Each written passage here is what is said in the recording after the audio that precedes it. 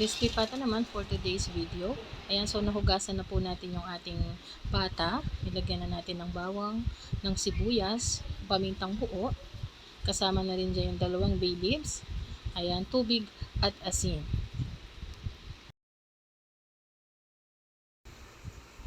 Isa lang sa kalan at pakuluan po yan ng mga 30 to 45 minutes. Kung umabot ka sa parte ng video na to, ito pala yung pagkakataon na para ako ay magpasalamat sa inyong panonood. Ayan, pwede nyo pong i-like and share yung aking video. At i-comment kung taga saan ka para alam ko kung saan umabot ang video na to. So after 45 minutes, i-check na natin yan kung yan po ba ay malambot.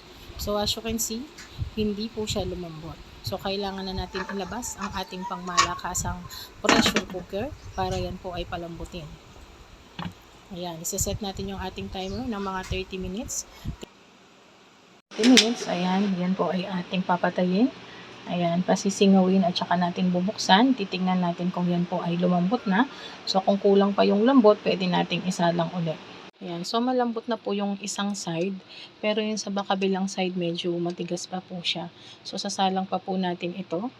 Ayan, gusto ko kasi malambot siya para pag pinrito, crispy na po siya. Actually, hindi natin siya prepuhin kasi sa air fryer po natin siya lulutuin. Ayan, para healthy naman. Ayan, hindi tayo gagamit ng mantika para po yan ay maging crispy. I can smell. It's really cooking. Bango na. Ayan, just wait. Ayan, so pang 1 hour na natin to. Apat na tig 15 minutes by side po yun. Ayan, so pang 1 hour na. Hindi ko siya binibigla kasi. So 15 minutes and then another side, 15 minutes and then balikan natin siya ulit.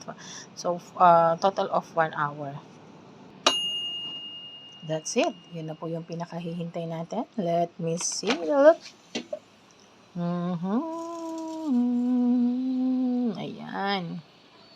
Super crispy. So let's taste it, guys.